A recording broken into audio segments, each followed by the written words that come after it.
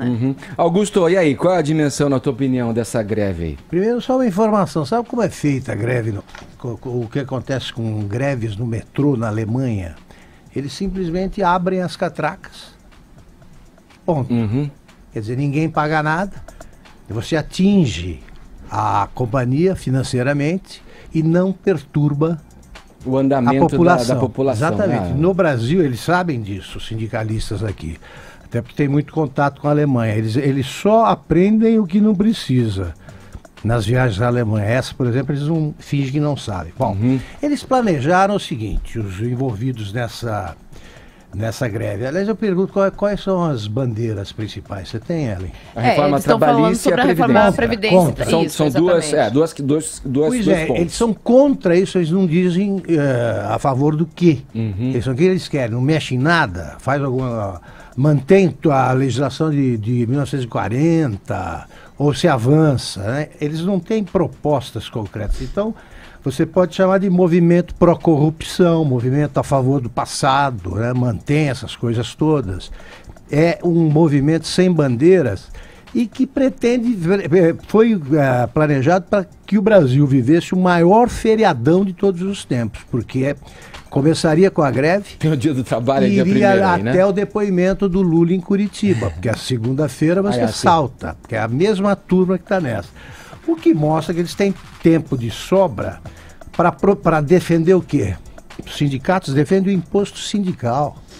O imposto sindical que vai acabar, que é aquele negócio de você dar um dia de trabalho para o teu sindicato que você não frequenta e nem sabe quem dirige, vai acabar. E no Brasil, como diz o Almir Pazianotto, os três grandes negócios é você fundar uma igreja que não paga imposto, um partido que tem um fundo partidário ou um sindicato que vive do imposto sindical sem que você faça nada. Eles vivem, os dirigentes, sem que o sindicato faça nada pelo profissional. É só para eles esse dinheiro, como fundo partidário é para os partidos. Então, eu acho que a cobertura jornalística está equivocada, porque não mostra essas coisas. Greve a favor do quê? Quais são as bandeiras? Aí você traz a turma toda com aquele kit... como é que é? 40 mangos... Mortadela e tubaína. Isso é uma baita injustiça, viu? Eu acho que essa coisa da polarização no Brasil trouxe uma injustiça à tona. Ficou colocando um estigma sobre o pão com mortadela e a coxinha, que são duas iguarias nacionais deliciosas. Mas é por isso que vai Parem com isso. Mas é são por isso deliciosas, que as coxinhas e o pão com mortadela. Não fiquem com isso. Tanto assim que atrai essa gente toda. É uma greve. Não fiquem estigmatizando eu as duas como e coisas. não sou vagabundo. Que é financiada pelos restos de campanha do governo Agora, anterior. o Augusto, eu acho que tem uma coisa muito importante a se falar aí. Nós temos dois polos completamente atrasados em discussão.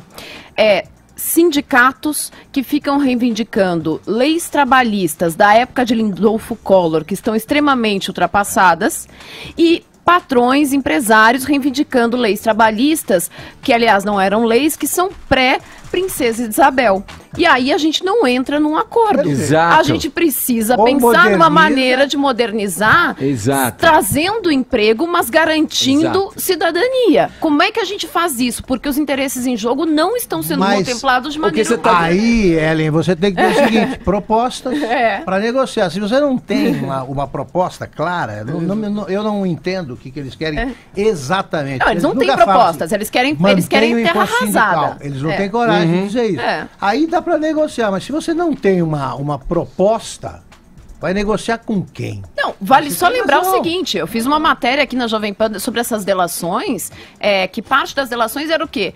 Os delatores contando como é que eles compravam Paulinho da Força, como é que comprava essa galera toda para manter os trabalhadores quietinhos dentro do sindicato. E desde o Lula acontece isso. É absurdo, isso já acontece há muito tempo. Compram né? todos. Agora, não dá para ter esses dois polos, quer dizer, sindicatos que defendem leis trabalhistas atrasadas e empresários que defendem coisas coisas que são pré-Princesa Isabel. Olha então só. a gente tem que entrar num meio termo Lá na Alemanha você tem menos de 20 sindicatos, se não me engano. Aqui são 18 mil. É muita coisa mesmo. Mas, ô Augusto, você não acha que focar só nesse âmbito... É claro que os sindicatos são problemáticos, recebem grana do governo, o imposto sindical, administram mal, os pelegos usam esse dinheiro para outros fins que não valorizar e defender a classe trabalhadora.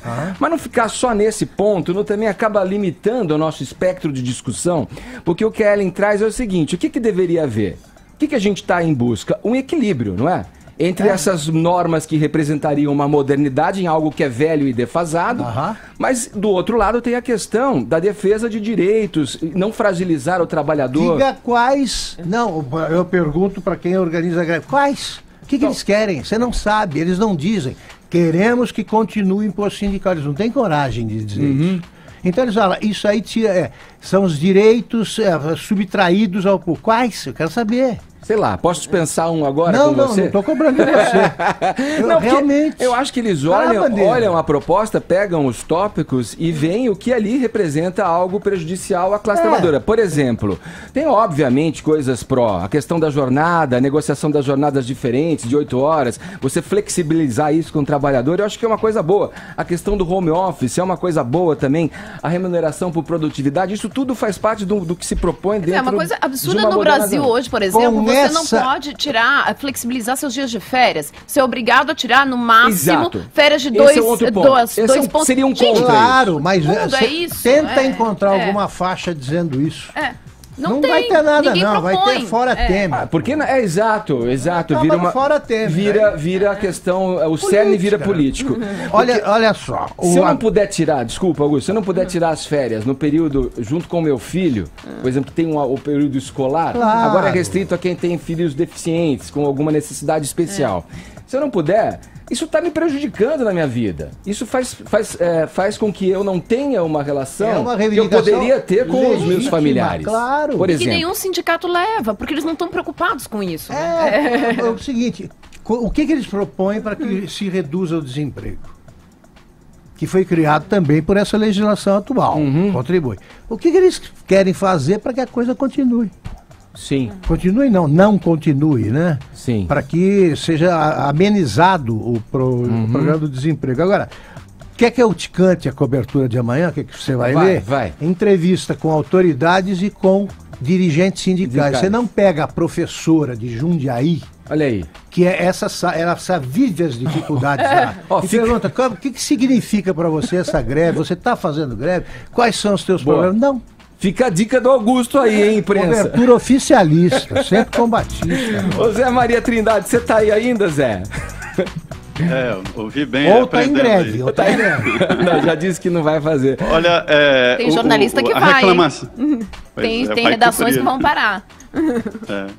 Olha, Ellen, você tem razão, o Augusto também, mas o que falta, na verdade, é debater isso numa eleição, né? O presidente chegaria já com esse propósito e depois de debater essa situação nas eleições. Aí seria muito mais forte e já teria esse propósito. Só que nenhuma pauta dessa ganha votos, então eles não conseguem se eleger com esse debate, com esse discurso. Daí a dificuldade depois aqui no Congresso Nacional.